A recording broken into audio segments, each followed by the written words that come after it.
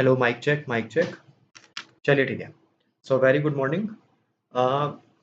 Previous कई सारे videos में मैंने different types of entities cover किया था।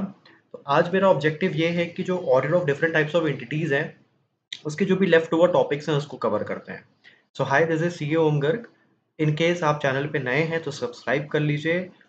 और अगर आपने मेरे पुराने वीडियोस देखे हैं, उसमें अगर कोई डाउट है तो आप मुझे पर्सनली व्हाट्सएप कर सकते हैं, ईमेल कर सकते हैं, या फिर इसी वीडियो के नीचे कमेंट सेक्शन में कमेंट कर सकते हैं।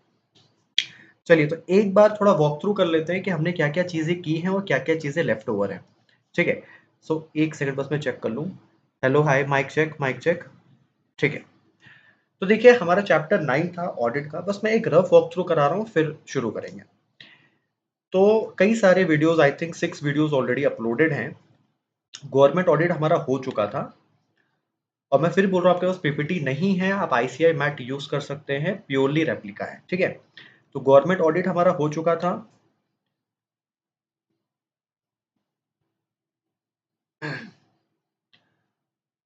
उसके बाद ये सब हमारा गवर्नमेंट ऑडिट का टॉपिक है। मैंने आपको पहले ही बोला था, गवर्नमेंट ऑडिट इंपॉर्टेंट टॉपिक है और अच्छा खासा वेटेज होल्ड करता है इस पूरे इंटायर चैप्टर से।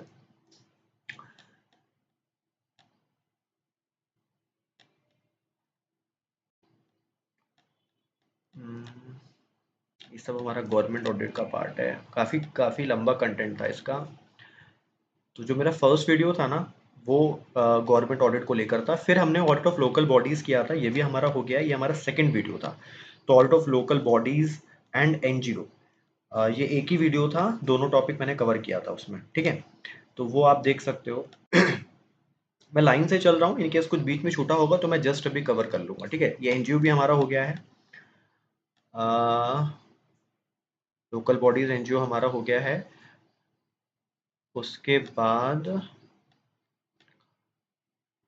हाँ, सोल ट्रेडर भी हो गया। सोल ट्रेडर फर्म एलएलपी, ये मैंने एक वीडियो बनाया था। सोल ट्रेडर फर्म एलएलपी, इसका मैंने एक वीडियो बनाया था। ठीक है। तो शायद वो वीडियो नंबर 3 था। उसके बाद हम आगे बढ़ें, अगर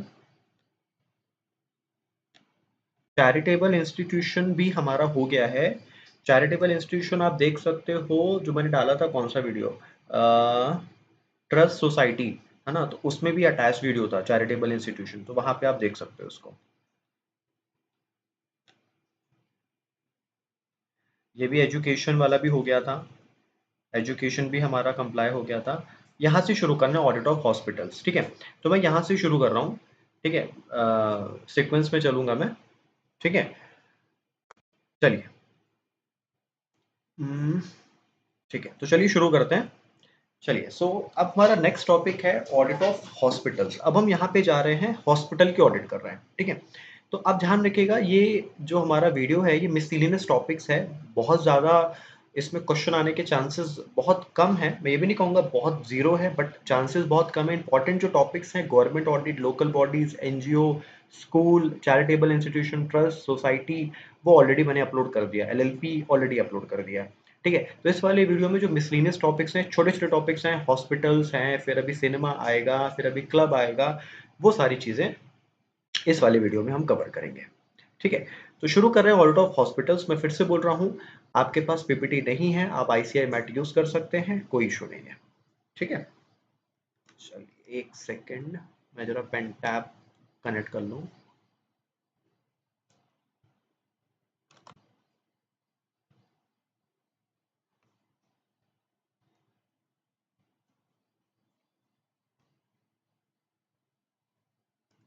चलिए ठीक है। तो ऑडिट ऑफ हॉस्पिटल्स, ठीक है।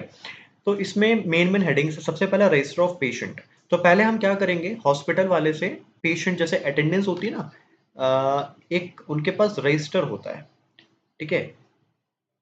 तो वो अटेंडेंस, एक रजिस्टर हम उनसे मांगेंगे। तो उसमें पेशेंट की डिटेल्स होगी। तो वो हम चेक करेंगे सबसे पहली चीज़। फिर उससे कैश कलेक्शन वेरीफाई करेंगे एक तरीके से। आप ऐसे समझो, जैसे फॉर एग्जांपल उनके पास रजिस्टर है, उस रजिस्टर में शो हो रहा है कि 100 पेशेंट ने आज विजिट किया। ठीक है। और ओपीडी जो कंसल्टेंसी फीस होती है वो 800 है। तो इसके हिसाब से आज का टोटल कलेक्शन 80,000 होना चाहिए। तो वो कलेक्शन ऑफ कैश से हम वेरीफाई कर सकते हैं। तो cheque cash collection as entered in the cash book with the receipts, counterfoils. ठीक है। फिर है इनकम फ्रॉम इन्वेस्टमेंट, रेंट। तो हॉस्पिटल्स ने अगर कहीं कुछ इन्वेस्टमेंट किया है या हॉस्पिटल्स में भी लोग स्टे करते हैं, पेशेंट ऑपरेशंस होते हैं तो उसका भी वो चार्ज लेते हैं, ठीक है, तो उसको हम चेक करेंगे, ठीक है। उसके बाद क्या है, कुछ लोग मरने के बाद अपनी प्रॉपर्टीज हॉस्पिटल्स के नाम कर देते हैं तो वो हम चेक करेंगे। उसके बाद सब्सक्रिप्शन, ठीक है, अगर कोई हॉस्पिटल्स के कुछ सब्सक्राइबर्स हैं तो वो हम चेक कर लेंगे। कुछ अगर ग्रांट्स आता है, इनको टीडीएस कटा होगा इनका तो वो रिफंड आया होगा। बजट्स, देखिए बड़े बड़े हॉस्पिटल्स में क्या होता है ना, या छोटे हर कोई हॉस्पिटल्स में क्या होता है, वो बजट बनाते हैं कि हम पीपीई में इतना खर्चा करेंगे, फर्नीचर्स में इतना खर्चा करेंगे, ठीक है। तो वो एक तरीके से बजट बनाते हैं, तो हम बजट से उनके खर्चे को चेक करेंगे। डेप्रिसिएशन, रजिस्टर्स, रजिस्टर्स किस चीज़ के, जो इनके टाइटल्स हैं, प्रॉपर्टीज के टाइटल्स हैं, बॉन्ड्स हैं, वो हम चेक करेंगे। खत्म हो गया। मैं मेन मेन चीज़ आपको बोलूँ, इसका सीक्वेंस मैं आपको याद करा रहा हूँ, सुन लीजिएगा। देखिए सबसे पहले हम हॉस्पिटल गए, ठीक है, तो हॉस्पिटल में क्या होता है, एज अ पेशेंट क्या होता है, सबसे पहले हमको एक तरीके से फाइल मिलती है, मतलब हम पे करते हैं 800 900 जो भी है, फिर हमें एक फाइल मिलती है। फिर वो हमसे कैश कलेक्ट करते हैं, ठीक है, मतलब हमारा अपॉइंटमेंट बुक हो गया, हमने आधार दिया, फिर हमसे वो कैश कलेक्ट किए। अब उनके पास कैश आ गया, अब वो कैश का क्या करेंगे, इन्वेस्ट करेंगे। कैश को क्या करेंगे, इन्वेस्ट करेंगे। और क्या कर सकते हैं कैश का, कैश को कहीं और इन्वेस्ट कर सकते हैं, प्रॉपर्टीज में, बॉन्ड्स में, ठीक है। अच्छा, खर्च करने से पहले बजट बनाएंगे, ठीक है। फिर जो भी खर्चा फिक्स एसेट में हुआ होगा उसका डेप्रिसिएशन होगा। अच्छा, इनको पैसा और कहाँ कहाँ से आता है, ग्रांट से आता है, लेगेसीज और डोनेशन से आता है। तो इस तरीके से आप याद करोगे ना तो याद हो जाएगा। फिर से सुन लीजिएगा। मैं गया हॉस्पिटल एज अ पेशेंट, मैं एज अ पेशेंट बात कर रहा हूँ, not as a teacher. As a patient मैं गया, मैंने उनको कहा कि सर मुझे डॉक्टर एक्स को दिखाना है। मैंने फीस दी, मैंने जो भी है फॉर्मेलिटीज़ की, तो उन्होंने कैश कलेक्ट किया। अब उनके पास कैश आ गया, वो कैश को इन्वेस्ट करेंगे। और पैसा आने के क्या क्या ऑप्शन है, लेगेसीज, डोनेशंस, ग्रांट्स, ठीक है। अच्छा, खर्च करने से पहले वो बजट बनाते होंगे, फिर उसके बाद फिक्स एसेट पे डेप्रिसिएशन और रजिस्टर, ठीक है। इस तरीके से आप जैसे आपको ठीक लगे वैसे आप याद कर सकते हो। नेक्स्ट है क्लब। ध्यान रखिएगा, ये नाइट क्लब नहीं है, ठीक है। यहाँ पे नाइट क्लब कवर नहीं है। यहाँ पे आप ऐसे समझो ये कोई स्पोर्ट्स क्लब है, ठीक है, तो हम उसकी ऑडिट कर रहे हैं। तो पहले क्या है, एंट्रेंस फी, ठीक है। तो क्लब्स में क्या होता है, एंट्रेंस फी लगती है। जनरली एंट्रेंस फी उनसे लगती है जो मेंबर्स नहीं होते हैं, नॉट अ मेंबर। तो जो मेंबर्स नहीं होते उनसे एंट्रेंस फी लगती है, ठीक है। अच्छा, फिर जनरली मेंबर से सब्सक्रिप्शन फीस लगती है, मेंबर से सब्सक्रिप्शन फीस। जैसे मैं मेंबर हूँ फॉर एग्जांपल किसी गोल्फ क्लब का, ठीक है, तो अगर मैंने वहाँ की कोई मैगजीन है या वहाँ का कुछ भी है मैंने सब्सक्राइब किया होगा, तो वो मुझसे एनुअली चार्जेस लेंगे, ठीक है। अगर कोई सब्सक्रिप्शन में कोई अरियर्स है या कोई आउटस्टैंडिंग अमाउंट है तो वो मैं चेक करूंगा। अर्थमेटिकल एक्यूरेसी में चेक करूंगा, मतलब जो भी क्लब जो भी अकाउंटिंग कर रहा है, जो भी इनवॉइसिंग कर रहा है, उसकी अर्थमेटिकल एक्यूरेसी चेक करूंगा, ठीक है। उसके बाद क्लब ने क्या क्या मार्जिन अर्न किया, ठीक है। जैसे क्लब में बहुत सारे फूड स्टफ्स, सिगार्स, वाइन्स, ये सब आइटम्स होते हैं, ठीक है, तो कितने में खरीदा, ठीक है, और कितने में बेचा, तो क्या मार्जिन अर्न किया। इन्वेंट्रीज, इन्वेस्टमेंट्स और मैनेजमेंट पावर्स, क्या मैनेजमेंट अपनी पावर ठीक तरीके से यूज कर रहा है नहीं कर रहा है, ठीक है। इसमें लिमिटेड ही पॉइंट्स है, जैसे आप बुक अगर रेफर करोगे ना तो आई थिंक 12-13 पॉइंट्स है, इसमें मैंने 8 to 9 पॉइंट्स ही कवर किया है, तो ठीक है, इतना इनफ है। अच्छा, इसको याद करने का सीक्वेंस क्या हो सकता है, सर क्लब क्लब में पैसा कहाँ कहाँ से आता है, तो एंट्रेंस फीस से आता है, सब्सक्रिप्शन से आता है, ठीक है, दो बात, ठीक। अच्छा, और कहाँ कहाँ से आ सकता है, अच्छा दो ही पॉइंट है, ठीक है। अच्छा, अब उसके बाद फिर इस पैसे का क्या करेंगे, इस पैसे का वो इन्वेंट्री मेंटेन करेंगे और इन्वेस्टमेंट करेंगे, ठीक है। अच्छा, इन्वेस्टमेंट और इन्वेंट्री मेंटेन करने के लिए हमें ये भी देखना पड़ेगा कि मैनेजमेंट ने खर्चा जरूरत से ज्यादा तो नहीं कर दिया, अपनी पावर का मिसयूज तो नहीं किया है, ठीक है। फिर आप जो भी बेचोगे उसमें आपने क्या मार्जिन अर्न किया, ठीक है, आपका ग्रॉस प्रॉफिट कैसा था। उसके बाद फिर जो अगर मैं बोलूँ सब्सक्रिप्शन, तो सब्सक्रिप्शन में कोई अरियर्स तो नहीं है, और फिर उसकी अर्थमेटिकल एक्यूरेसी। तो अब जैसे भी चाहो इसको आप याद कर सकते हो। मैं फिर से बोला मिसलेनियस टॉपिक्स हैं बहुत ज्यादा, इसमें हमें टेंशन नहीं लेना है, ठीक है। नेक्स्ट है सिनेमा। तो सिनेमा में सबसे पहली चीज क्या है, हम यहाँ पे इंटरनल कंट्रोल्स देखेंगे। सिनेमा में इंटरनल कंट्रोल्स जो लगा होगा वो हम चेक करेंगे। कैसे चेक करेंगे, हम ये इंश्योर करेंगे कि सिनेमा के अंदर, सिनेमा हॉल के अंदर उसी को एंट्री मिल रही है जिसके पास प्रिंटेड टिकट्स है। पहला चीज, प्रिंटेड टिकट्स में सीरियल नंबर होना चाहिए। जैसे फॉर एग्जाम्पल हम लोग 4 फ्रेंड्स गए तो सबके अलग अलग नंबर होने चाहिए, ठीक है। तीसरी बात, number of tickets issued for each shows are different, obviously हर शो के टिकट्स अलग अलग होते हैं। अच्छा, उसके बाद confirm that the statement of ticket sold is prepared obviously. तो हम ये भी पूछेंगे, उनसे इंश्योर करेंगे कि आपने एक स्टेटमेंट बनाया है, एक रजिस्टर बनाया है कि कितने टिकट्स आपने बेचे और कितना कैश कलेक्ट किया। कभी कभी कुछ फ्री पासेस भी होते हैं, तो वो भी हम चेक करेंगे जो फ्री पासेस हैं वो आपने ऑथराइज था कि नहीं था, क्या क्या टैक्स कलेक्ट किया, क्या क्या आपने रिटर्न्स फाइल किए।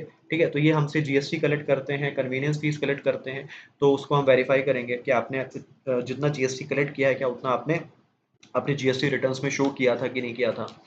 उसके बाद और क्या-क्या है?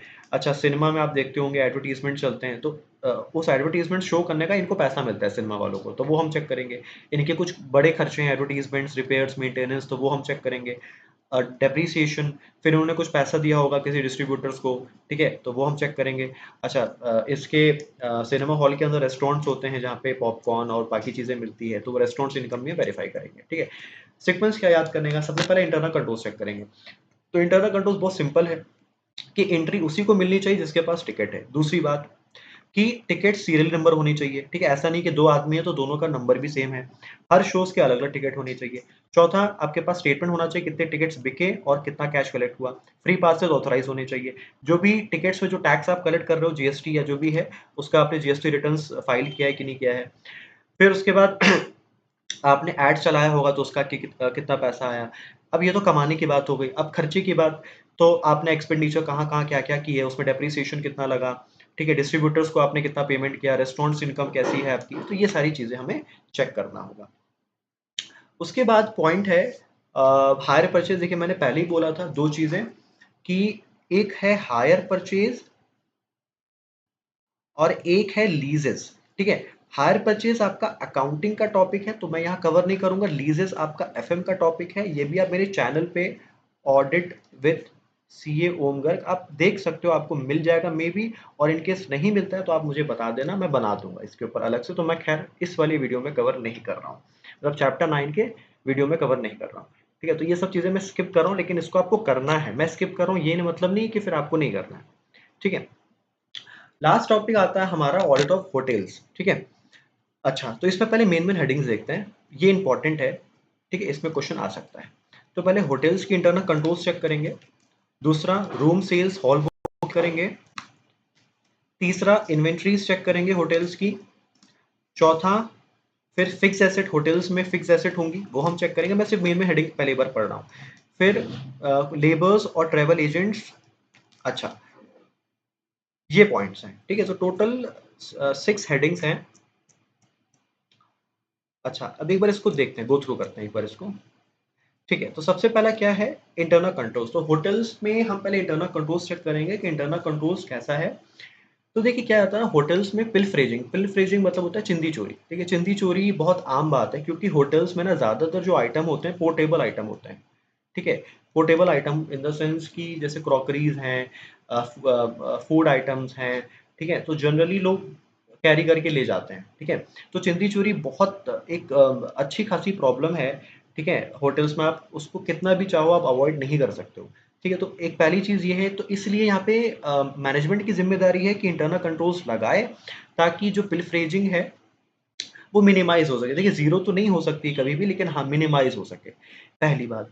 दूसरी बात यह है कि होटल्स वालों को वीकली ट्रेडिंग अकाउंट्स बनाना चाहिए, ठीक है? ट्रेडिंग अकाउंट्स कितना सेल हुआ, कितनी इन्वेंट्रीज मूवमेंट हुई। उसके बाद होटल्स में क्या होता है ना, जैसे हमारा रूम होता है, फिर वहाँ पे हम खाना भी ऑर्डर करते हैं, जैसे वाया टेलीफोन हम ऑर्डर करते हैं कि सर हमारा रूम नंबर ये है और ये हमारा खाने का ऑर्डर है, ठीक है?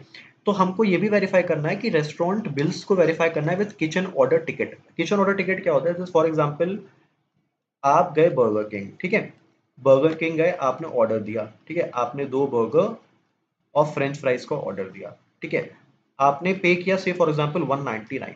जैसे आपने पे किया तो एक टीवी में नंबर लिखा रहता है कि आपका नंबर है 298 और बाकी लोगों का नंबर होगा। तो एक 298 का मतलब ये हुआ, 298 क्या आपका नंबर है। ये एक इंटीमेशन होता है किचन किचन को, ये इंटीमेशन जाता है किचन को कि ये 298 ऑर्डर नंबर है और ये ऑर्डर है। तो फिर ये ऑर्डर के अगेंस्ट में जो किचन जो शेफ होता है वो फिर प्रिपेयर करना शुरू करता है। तो एज एन ऑडिटर अगर मेरे पास एक रेस्टोरेंट बिल आया है 199 का, तो मुझे वेरीफाई करना है क्या किचन को या शेफ को ये इंटीमेशन गया था कि ऑर्डर बनाना है। क्योंकि कभी कभी डमी बिल्स हो जाते हैं कि इन्होंने सेल बढ़ाने के लिए, रेवेन्यू बढ़ाने के डमी बिल्स जनरेट कर दिए, बट किचन में वो ऑर्डर गया ही नहीं, शेफ ने वो ऑर्डर बनाया ही नहीं है। ठीक है, तो हमको ये भी चीज चेक करना है, ये भी इंटरनल कंट्रोल का पार्ट है। अगर ये चीज वेरीफाई हो रही है तब तो मतलब रेस्टोरेंट्स में प्रॉपर इंटरनल कंट्रोल्स है, होटल्स में प्रॉपर इंटरनल कंट्रोल्स है। ठीक है, दो बातें। पहली चीज, जो ये पिलफरेजिंग है, ये एक अच्छी खासी समस्या है, हम इसको जीरो नहीं कर सकते हैं। तो यहाँ पे मैनेजमेंट की जिम्मेदारी कि इसको कम से कम कर ले। कम कैसे करेगा? रेगुलर स्क्रूटनी करना, फिर अकाउंट्स मेंटेन करना। दूसरी चीज क्या है कि हमें रेस्टोरेंट बिल्स को भी चेक करना है, तो रेस्टोरेंट बिल्स को हम वेरीफाई करेंगे विद किचन ऑर्डर टिकट्स। ठीक है, दो बात हो गई। अच्छा, room sales and hall bookings. तो पहली चीज क्या है कि जनरली जो रूम सेल्स होते हैं वो कौन बुक होता है? रिसेप्शन से या फ्रंट ऑफिस डेस्क के बुक होता है। ठीक है, अगर कोई डिफरेंसेस हैं नॉर्मल रेट में और स्टैंडर्ड रेट में तो हम उसको इन्वेस्टिगेट करेंगे। उसके बाद अगर कोई स्पेशल पार्टीज के लिए अगर हॉल्स बुक हुए हैं तो क्या उसका पैसा as per tariff rate recover हुआ है कि नहीं। देखिए, स्पेशल पार्टीज में क्या होता है ना, स्पेशल लोगों के लिए, जैसे कोई पॉलिटिशियन है या कोई, तो जनरली वो पैसा नहीं देते हैं या पैसा बहुत कम देते हैं। ठीक है, या कभी कभी पैसा ज़्यादा भी दे देते हैं। तो हमें ये चीज़ इंश्योर करना है कि अगर कोई स्पेशल पार्टीज के लिए हॉल प्रेमाइसेस बुक हुआ है तो उसके लिए पैसा रिकवर हुआ है कि नहीं। तीन बातें क्या क्या है। नंबर वन पॉइंट ये है कि जनरली रूम सेल्स के लिए जो चार्जेस हैं या जो भी चीज़ें हैं वो बुकिंग कहाँ से होती है? फ्रंट ऑफिस डेस्क के। ठीक है, अगर कोई डिफरेंसेस हैं नॉर्मल रेट में और स्टैंडर्ड रेट में, मतलब जो आपने रूम दिया है जितने में और जो आपका नॉर्मल रेट है, अगर उसमें कोई डिफरेंस है तो हम इन्वेस्टिगेट करेंगे। कोई हॉल्स आपने स्पेशल किसी वीआईपीज को दिया होगा तो क्या उसका टैरिफ, क्या उसका जो भी आपने रिकवर किया है वो एज पर द टैरिफ किया है कि नहीं किया है। तीसरा है ऑडिट ऑफ होटल्स में इन्वेंट्रीज। इसमें क्या क्या है? देखिए, जनरली जो इन्वेंट्रीज होती हैं ये पोर्टेबल होती हैं, सेलेबल होती हैं। ठीक है, तो इस वजह से इंपॉर्टेंट है इनके मूवमेंट और ट्रांसफर को चेक करना। तो इस वजह से ऑडिटर क्या करेगा? ये सारे documentation should carry out test to ensure that all documentation is accurately. तो जो भी डॉक्यूमेंटेशन है, जो भी इन्वेंट्री मूवमेंट्स का डॉक्यूमेंट्स हैं या जो भी है वो सब चीज़ें एज एन ऑडिटर हम चेक करेंगे। अच्छा, और जो भी बड़ी बड़ी इन्वेंट्रीज हैं, जहाँ पे इन्वेंट्रीज रखी जाती है वो लॉक होनी चाहिए और उसकी चाबी डिपार्टमेंटल मैनेजर के पास होनी चाहिए। ठीक है, तो क्या क्या चीज़ें हैं ऑडिट ऑफ होटल्स में? इन्वेंट्रीज एक बहुत बड़ा मैं कहूँगा पार्ट होता है उनके इन्वेस्टमेंट का। इन्वेंट्रीज क्या होते हैं? एक तरीके से वर्किंग कैपिटल है। तो वर्किंग कैपिटल भी क्या है? वर्किंग कैपिटल हमारा इन्वेस्टमेंट है। ठीक है, तो हमारे इन्वेस्टमेंट का ये बहुत बड़ा पार्ट होता है। अब जनरली ये पोर्टेबल है, पोर्टेबल मतलब आप कैरी कर सकते हो। ठीक है, सेलेबल है, तो इस वजह से चोरी ज़्यादा होती है। तो इसलिए इंपॉर्टेंट है कि जो वहाँ का मैनेजर है इसके मूवमेंट और ट्रांसफर को डॉक्यूमेंट करके रखे। और फिर हम क्या करेंगे? उस डॉक्यूमेंट्स के हिसाब से हम टेस्ट करेंगे। ठीक है। अच्छा, जहाँ जिस एरिया में अगर इन्वेंटरीज रखी गई हैं वो लॉक्ड होना चाहिए और चाबी मैनेजर के पास होनी चाहिए। ठीक है। अच्छा, उसके बाद है फिक्स्ड एसेट। तो इसमें क्या-क्या है? अकाउंटिंग पॉलिसीज़ ऑब्वियसली डिफर कर सकती है होटल्स टू होटल्स। ठीक है? मैं मेन-मेन चीज़ें बोल रहा हूँ। उसके बाद जो भी कॉस्ट ऑफ रिपेयर्स हैं, माइनर रेनोवेशंस हैं, हम उसको रेवेन्यू मानेंगे और बाकी जो बड़े खर्चे हैं हम उसको कैपिटलाइज़ कर सकते हैं। ठीक है? इसमें और कुछ खास नहीं है। Auditor should carry out test to ensure definitions have been. ठीक है? तो मतलब ऑडिटर की ज़िम्मेदारी ये बनती है कि सब कुछ देखे कि क्या चीज़ कैपिटलाइज़्ड हुआ है, तो वो कैपिटलाइज़ होना चाहिए था। अगर कोई पी&एल में गया है तो वो खर्चा पी&एल में जाना चाहिए था। तो हम बस यहाँ पे अकाउंटिंग पॉलिसीज़, अकाउंटिंग स्टैंडर्ड्स के हिसाब से चीज़ें चेक करेंगे। फिर कैज़ुअल लेबर्स क्या होते हैं? देखिए, एक होते हैं परमानेंट लेबर्स। देखिए, एक होती है सैलरी, एक होती है वेजेस। ठीक है, सैलरी हम पे करते हैं अपने एक तरीके से परमानेंट स्टाफ को, और ये तो हम एक तरीके से टेम्परेरी स्टाफ को पे करते हैं। ठीक है, तो होटल्स जनरली में दोनों लोग ही काम करते हैं, परमानेंट स्टाफ भी होते हैं, टेम्परेरी लोग भी होते हैं। तो टेम्परेरी मतलब जैसे इलेक्ट्रीशियन हो गया, ठीक है, आयरन मैन हो गया, ठीक है, प्लम्बर हो गए, तो ये सब कैजुअल लेबर्स में आ गए। ठीक है, तो वो हम उसका पेमेंट भी हम इंश्योर करेंगे। फिर ट्रैवल एजेंट्स। अब देखिए, आज के ज़माने में होटल्स में जनरली बुकिंग कहाँ से आती है? ट्रैवल एजेंट्स मतलब पेटीएम से आपने बुक किया होगा, अगोडा से आपने बुक किया होगा, ठीक है, ओयो से आपने बुक किया होगा। ठीक है, या फिर और भी बहुत सारे साइट्स हैं, मेक माई ट्रिप से आपने बुक किया होगा। ठीक है, तो पहले क्या होता है? पहले पेमेंट इनके पास जाता है, फिर यहाँ से पेमेंट होटल्स वालों को जाता है। तो यही हमें चेक करना है कि सबसे पहले auditor should ensure that that money are recovered. ठीक है, तो क्या पैसा इनसे रिकवर हुआ कि नहीं हुआ, और दूसरा, जो इन्होंने कमीशन काट के पैसा दिया है वो एज पर दी टर्म्स था कि नहीं था, एज पर दी एग्रीमेंट था कि नहीं था। तो बस इतना ही है होटल्स में। ठीक है, फिर से मैं बोल रहा हूँ, होटल्स में आपको क्या क्या चीज़ें ध्यान रखनी है। टोटल 6 हेडिंग्स हैं, इंटरनल कंट्रोल्स हैं, room sales and hall bookings है, इन्वेंट्रीज है, फिक्स एसेट है, कैजुअल लेबर्स हैं और ट्रैवल एजेंट्स हैं, शॉप्स है। फिर से मैं बोल रहा हूँ, होटल्स में परमानेंट स्टाफ भी होते हैं, टेम्परेरी स्टाफ भी होते हैं। तो यहाँ पे बस यही चीज़ है कि उनका वेज पेमेंट हमें देखना है, कोई डेफिकेशंस तो नहीं है।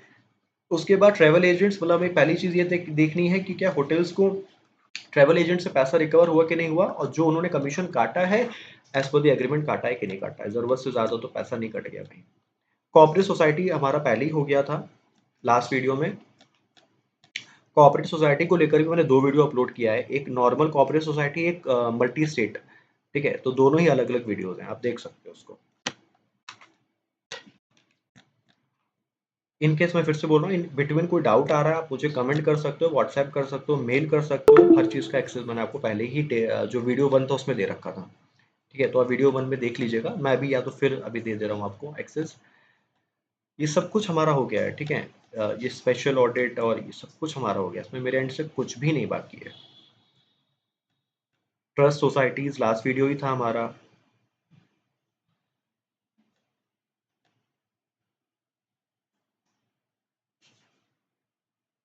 सब हो गया, खत्म हो गया। ठीक है, ये चैप्टर ही आपका खत्म हो गया है।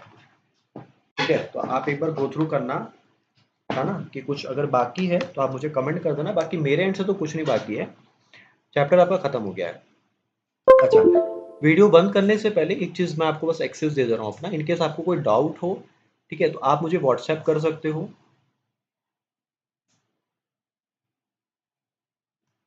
इस नंबर पे 9140854176, या आप मुझे ईमेल कर सकते हो omgarg.ca@gmail.com। और आप मुझसे कनेक्ट हो सकते हो 2 चीज़ों के लिए, टेस्ट सीरीज के लिए, और test series and mentorship,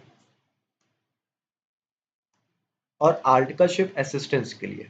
articleship करने के लिए नहीं, आर्टिकलशिप असिस्टेंस के लिए, कि मैं आपको यहाँ पे गाइडेंस दूंगा कि जैसे पेपर के बाद, जैसे आपके एग्जाम्स के बाद आपके पास अप्रॉक्स 2 मंथ्स होते हैं, उसके बाद फिर आपका रिजल्ट आता है, उसके बाद फिर आपकी आर्टिकलशिप जर्नी शुरू करती है। इनकेस अगर आपका क्लियर होता है तो मैं आपको प्रिपेयर करूंगा इस 2 महीने के लिए। इस 2 महीने में क्या करना है, आपको मैं एक तरीके से काउंसलिंग करूंगा आपकी, कि आपके लिए आर्टिकलशिप कहाँ से करना ठीक है, कौन से फॉर्म में करना ठीक है। यहाँ पे टेस्ट सीरीज एंड मेंटोरशिप में मैं आपके साथ एग्जाम तक रहूंगा, आपके टेस्ट लूंगा, आपकी कॉपी एवेल्युएट करूंगा, आपके आंसर राइटिंग्स को एवेल्युएट करूंगा। ठीक है, तो ये सारी चीज़ें हैं। तो आपको अगर ये करना है, आप कनेक्ट हो सकते हो, बहुत ही रीजनेबल प्राइजेज हैं, बहुत रीजनेबल फीस है।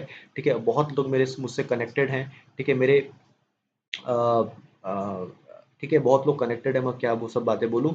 ठीक है, खैर, तो इस वाली वीडियो में इतना ही रखते हैं। ठीक है, इन केस आपको मुझसे कनेक्ट होना हो for test series and mentorship, आप व्हाट्सएप भी कर सकते हो, ईमेल भी कर सकते हो, आर्टिकलशिप के लिए भी आप कर सकते हो। ठीक है, चलिए इस वाली वीडियो में इतना ही रखते हैं। ये चैप्टर 9 मेरे एंड से कंप्लीटली रिवाइज हो चुका है, कंप्लीटली खत्म हो चुका है। इन केस कोई लेफ्ट ओवर टॉपिक्स रह गए होंगे इन केस, तो आप मुझे बताना। लेकिन हाँ, मैं फिर से बोल दे रहा हूँ, लीजेज और हायर परचेज उसके लिए आप मत करना कमेंट, क्योंकि इसके लिए मैंने आपको पहले ही बोल रखा है कि वो मैं कवर नहीं करूंगा। वो आप अकाउंट्स में कर लेना रिवाइज, या एफए में आप कर लेना। ठीक है, so this is it from my side. Stay blessed, stay happy, पढ़ते रहिए। और बाकी ठीक है, अपने वैल्यूबल कमेंट्स मुझे दीजिएगा। ठीक है, सो ओके, थैंक यू।